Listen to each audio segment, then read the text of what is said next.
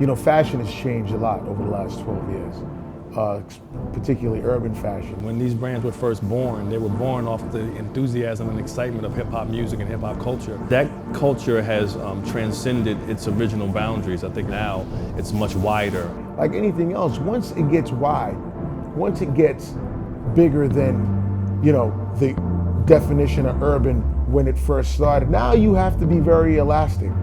You have to be able to go further. I think that what we're doing with this company will be something that people talk about 25 years from now, very similar to Berry Gordy and Motown Records. There's a cultural significance to what we do here.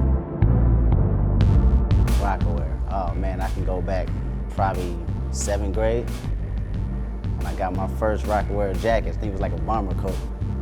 It's like winter time, and you know, Jay always been my favorite rapper, period. You know what I'm saying? So when my mom's gave me that was just like I was a part of something now. You know what I'm saying? It was Christmas time. She gave me the jacket. I felt like I'm a part of the movement, the whole Rockefeller movement. So it was just more than a jacket to me. I think the Rocawear has kind of outlasted its competition because it went for something that other people kind of forgot about. And it's about that consumer, that customer growing up. It's about that customer traveling and being more worldly. And the brand, through its advertising, you can see how much it has matured in terms of who its associations with and where the particular, you know, campaigns were shot.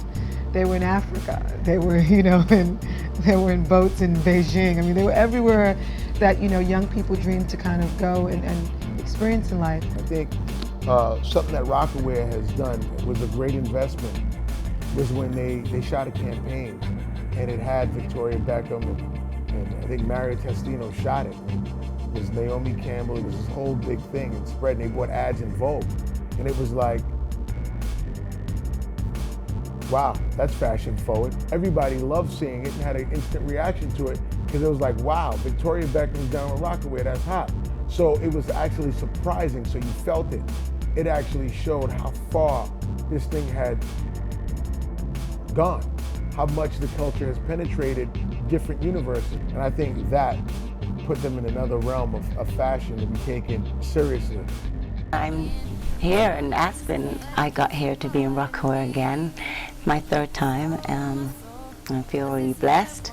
It's great to be part of this Rocawear family.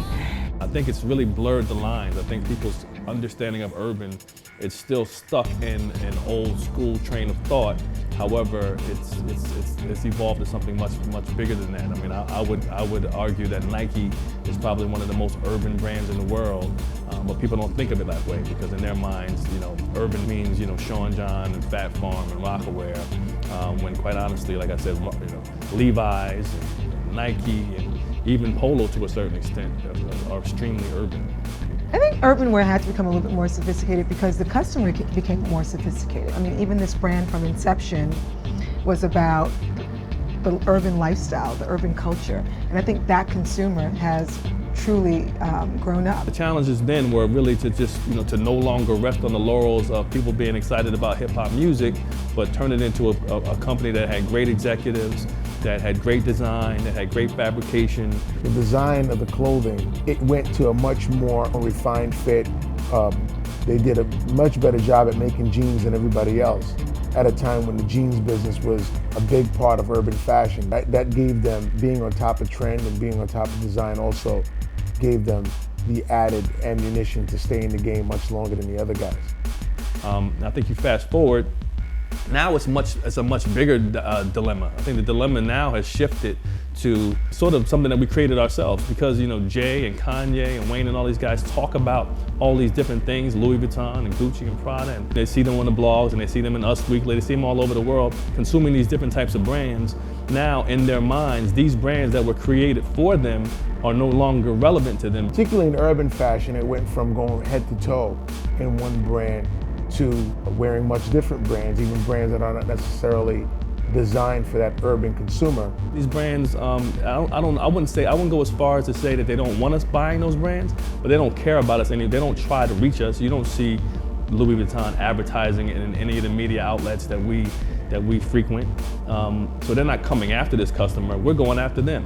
And so there's this whole paradigm that exists currently that has now got people thinking that, you know, I'd rather wear Louis Vuitton than Rocawear. And quite honestly, you know, obviously as price points are concerned, you know, there's no real question, but it's much bigger than that. It's a real moment in history right now, because if we don't do a good job, it could be you know, a dramatic shift for something that's really powerful. I mean, if you think about these brands that were born from a music, from a culture, that typically does not happen. The ability for these musicians to create this industry and this commerce that, yeah, it started with fashion, but then it segued to beauty and fragrance, and now you're seeing it with liquor and spirits. There's a whole industry that was born from this culture that is so important. And if we start to allow the deterioration of that, then what happens after that? So I think that there's a cultural responsibility for us to get this thing right, and it's you know, it's multifaceted, but I think we're up for the challenge.